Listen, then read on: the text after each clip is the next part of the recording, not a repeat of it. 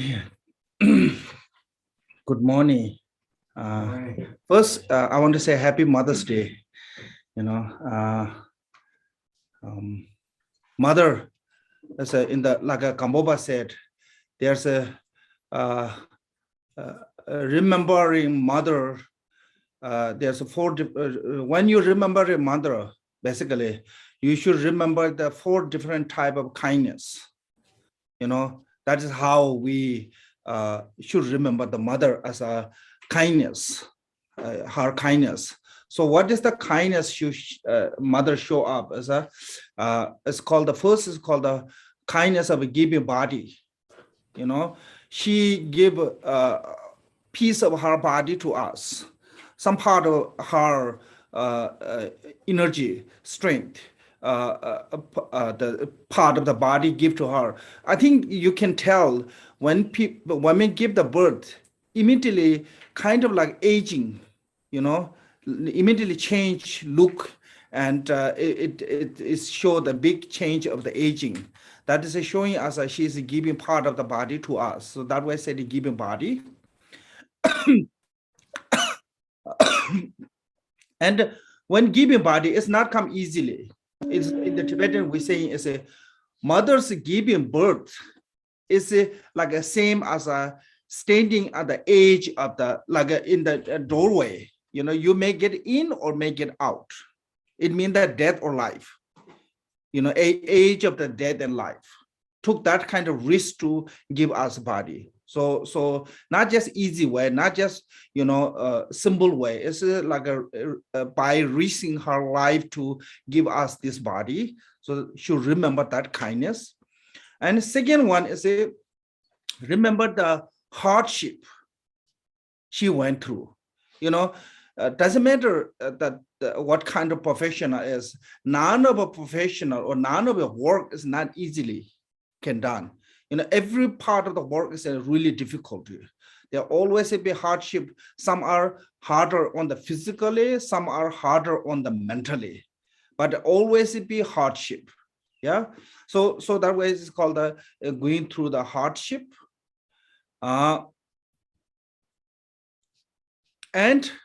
third one is also she give us life. So since our birth until like I think certain years, we are not capable to protect ourselves. So she let us not die with the thirst, with the hunger, with the heart, with the cold. Protect from the every part of the dangers to our life. So that way she protect us from the. So that way it's called the giving the life. And the fourth one is she show us the world. From the beginning of learning how to say ama, how to say father, how to say mother too, how to say yes, how to say no. All those, most of our education is learned from the mother. From the most important part of our education is learn from the mother. So what kind of person we become is depending on the actually mother's behavior. If a parent are really badly behavior, kids have a really good chance to become something like that. Not by talking, by doing. So I think so that reason, because of the hard, livelihood, how she survive, how she protect, and all those, we learn so many things. So that way, when we look all those kindness, there's the way we can really repay that kindness. Some people think that, celebrate the Mother's Day can repay the kindness. Some people think that just visit to the Christmas or Thanksgiving or something, that's repay the kindness. That is not really cannot repay the kindness by doing that one. And some people think that just paying her bill is paying repay the kindness. I think from those, it's not enough to pay the kindness. So Padmasambhava Rinpoche said, only you can repay the kindness of the mother is through the Dharma. Even you carry her on the back and circumambulate for the earth for the 3 times, still not enough to repay the kindness. But you can repay the fully her kindness through the Dharma. When we practice the Dharma, we're not practicing only ourselves. When we're liberating, first things who we going to liberate is our parents. So we're not, all those, we normally in the Mahayana, we said, all trust motivation, bodhicitta, all mother sentient beings. I mean, that is a little bit too much for most of the practitioners. When you think the all mother sentient beings, your mind is basically gotten blind. Yeah. But if you directly think about your parent, your loved one, you can feel that one. You have a reason to think about them. Then one day you can become that can meditate loving kindness, compassion to every sentient beings. If you cannot love and care to the people around you, people in your life, then forget about the all mother sentient beings. You have to train from there. That is our beginning of the practice of the loving kindness, compassion. We have to start from there. Make sense? So that way, it's closest to us is not everyone, but closest to us, majority is the mother. Because one thing is why we're closest emotionally, because our body is a part of her body, piece of her body. One, physically, genetically, we share that one. And emotionally, we've been with her, so long with her, her embarrassed, her, care, her compassion, and those all we experience, we receive that one. So that way, we are physically, emotionally, really closest in our life, should be mother. Yeah. And also practically, most of father is out of, out of your life because they are not there all time, lots of time. So, but not everyone. So this is different. Some, have a more closer to the father, but this is like a, once. So I think this reason we have to do Dharma practice. That way we can actually truly can repay the kindness of a mother. And this mother is not only one mother we're talking about, because our life is beginningless. Yeah. Life is beginningless. Every life we had a mother. And those mothers went to sacrifice themselves for our sake. I think a lot of those hell beings, even you see the animal or anyone's miserable around you, they had to do something past life with you. Maybe they went to the wrong, or what called they created negative karma for our sake. That way they born in that miserable animal or, the really low life.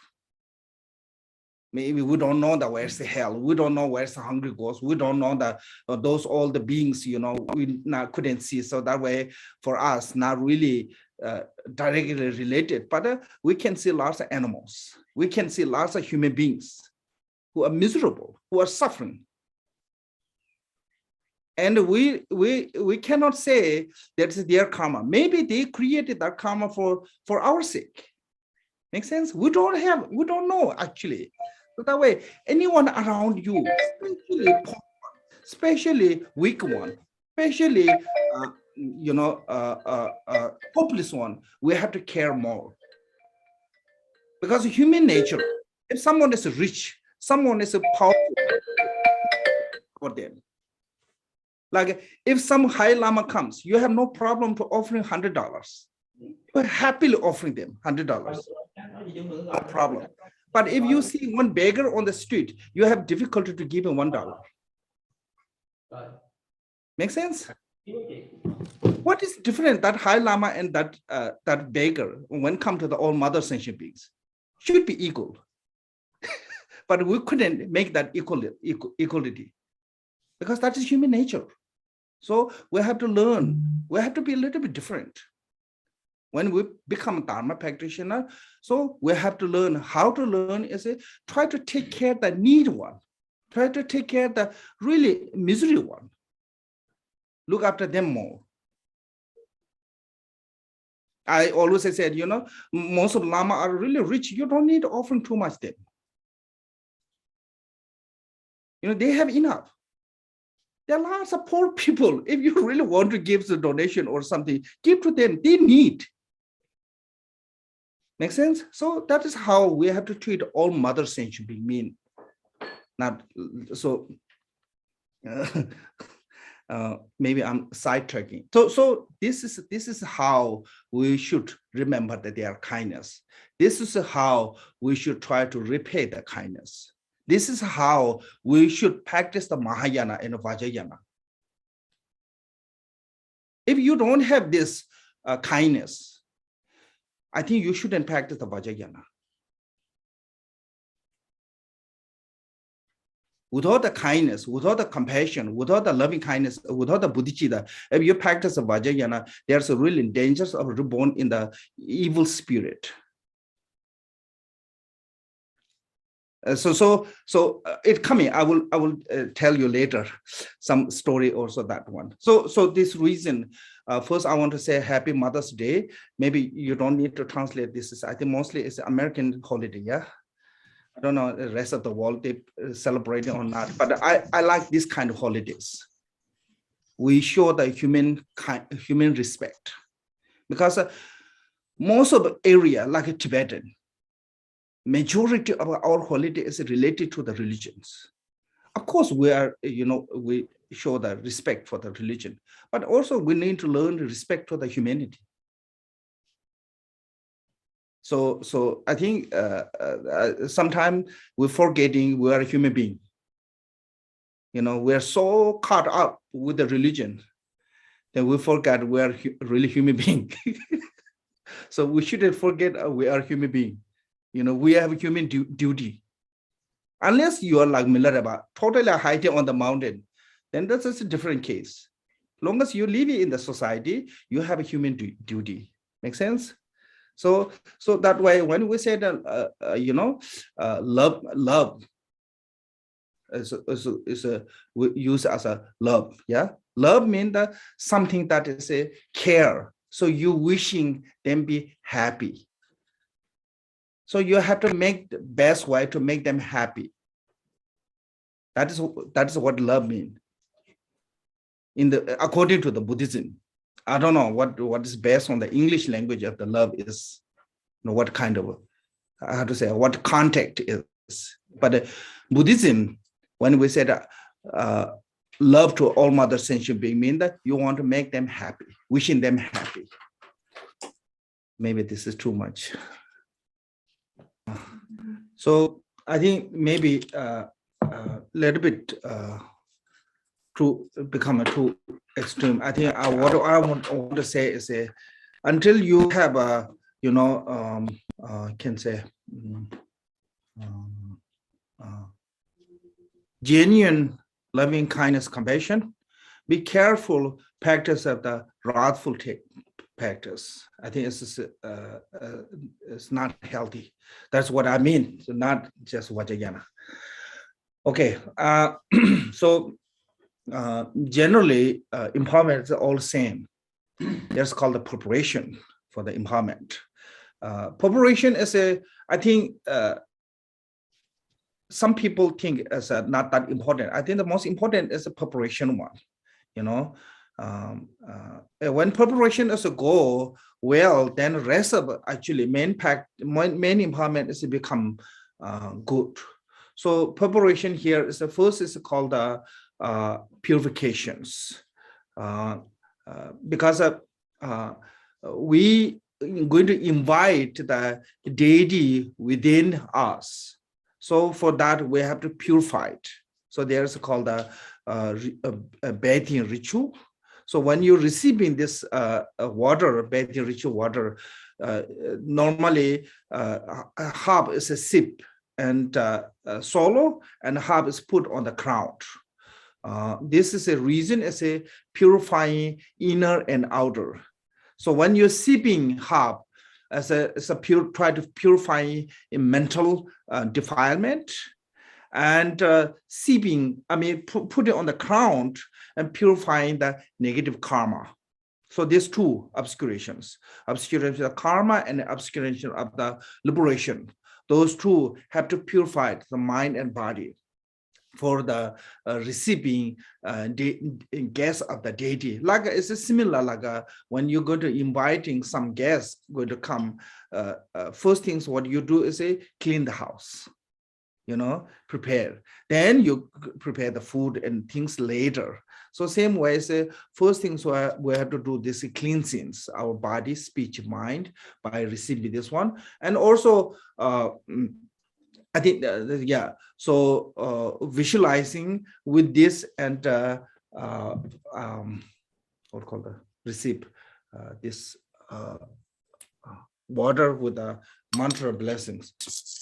So this story of the Guru Rinpoche, some stories saying as a Guru Rinpoche was born after 12 years of the Buddha's Mahaparinirvana, which is mean the more than 400 maybe AD BC, yeah. Guru Rinpoche was born.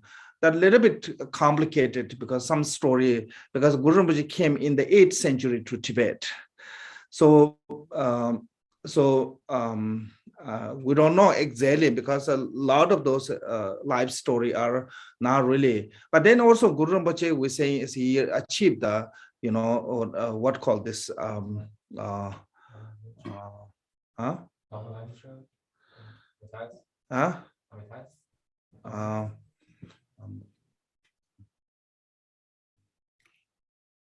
long life CD. It's kind of like a, what called this in the English?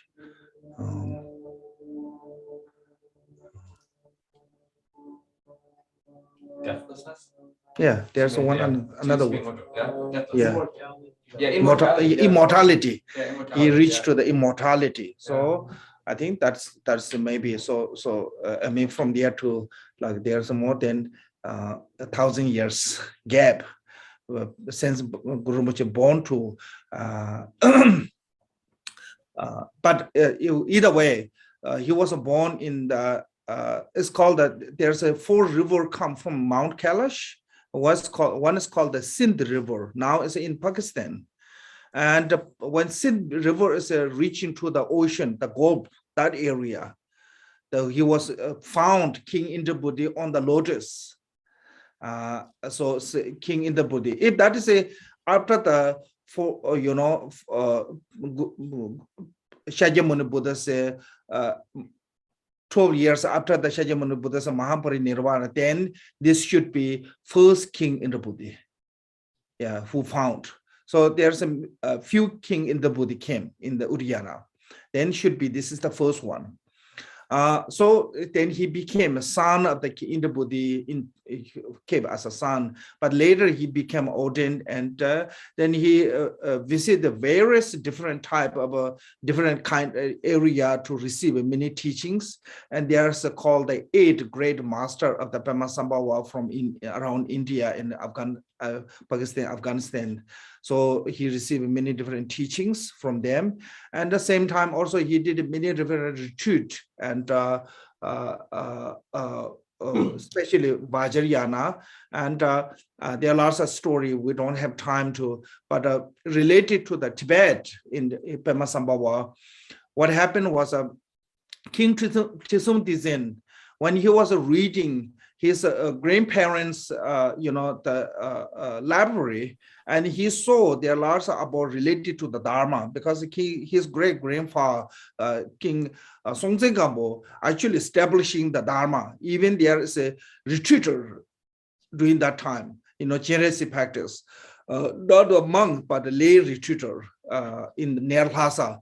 So then when he found all the paper, and he really want to establishing the Dharma. So he asked to his minister, I have 3 I have to do something in my life to resemble of the historically. So you have three choices. You maybe make there's one small hill, mountain. You cover this mountain completely with a copper, or build one tower that can see from China. Or third one is the option is to build temple, one temple. So the minister said, we cannot build a tower that high, impossible. We don't have enough copper to cover the mountain like that. So only what we can do is we can build the one temple. Then king said, I want to, temple size is a size of my arrow can shoot.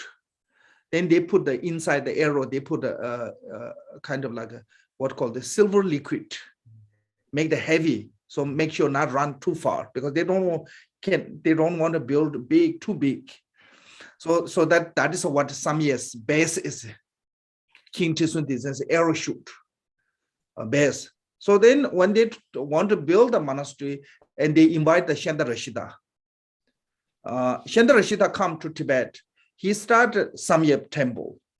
The daytime they built, nighttime spirit destroyed.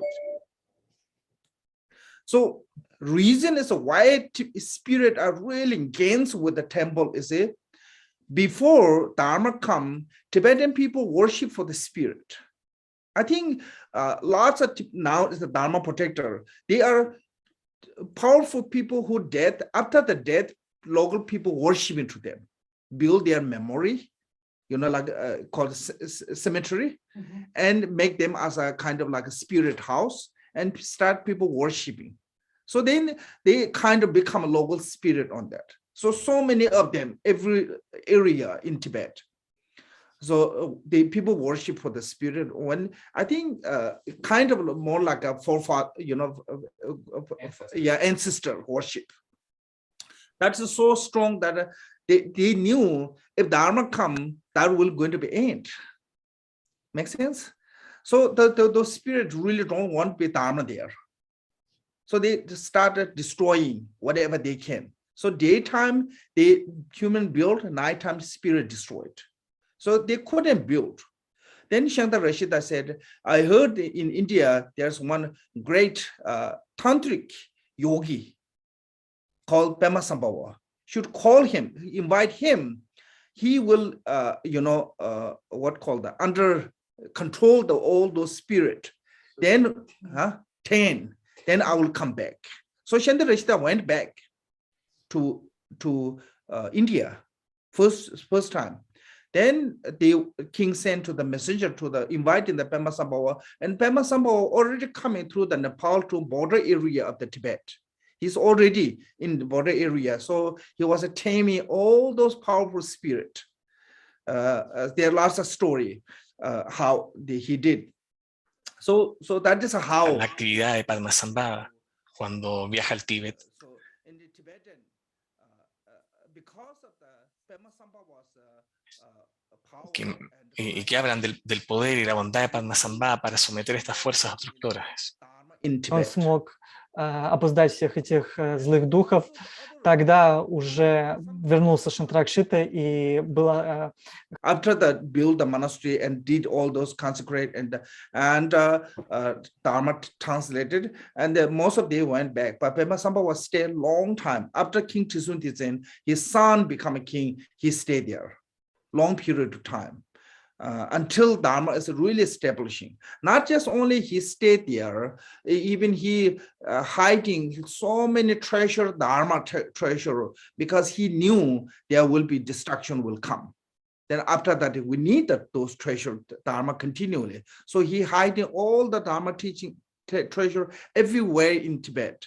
So in Tibet, you're not going to find any place there is no Padmasambhava cave or some historically some place. Everywhere, pretty much he traveled all over the Tibet. So he did retreat, he meditation and hiding treasure and things like that. So many area. So this text is one of that too. The Pemalimba, he reviewed the treasure. Okay, Belin Guru Shiva. So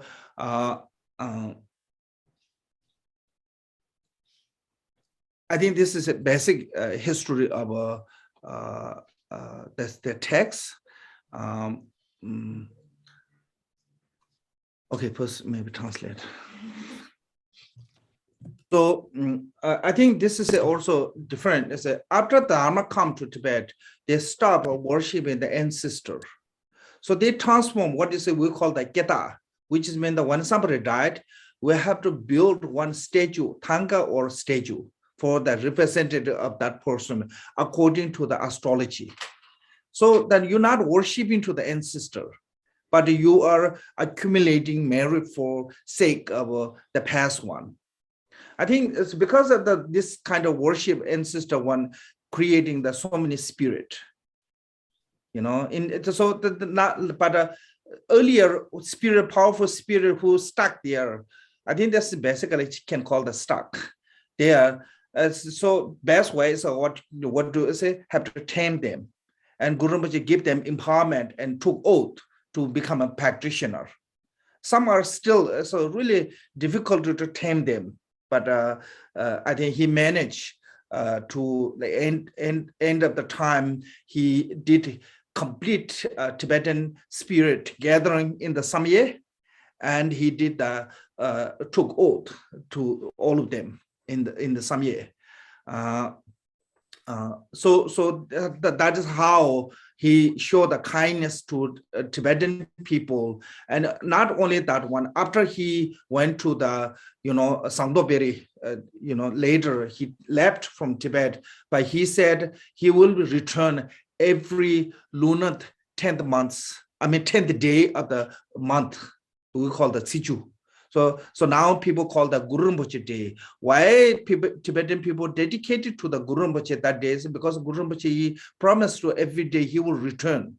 And pure-minded people, they can see him directly. And impure one, they will see some different, like some can see like him as an animal or whatever. There will be appearance of him lunar, every 10th day of the lunar month. So that is what we call the Guru Rinpoche Day. So that is how it's become Guru Rinpoche Day, because of the Tibetan people dedicated particularly for the Guru Padmasambhava on this day. I think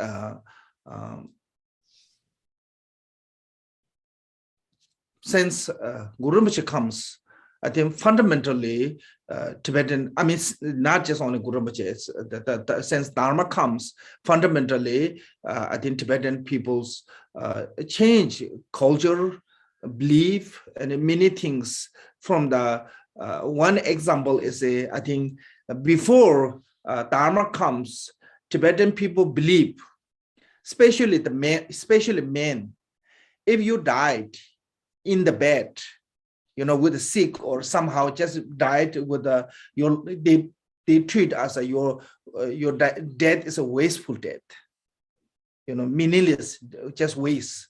If you die in the war, you become a warrior, hero. So each family have those prayer flag.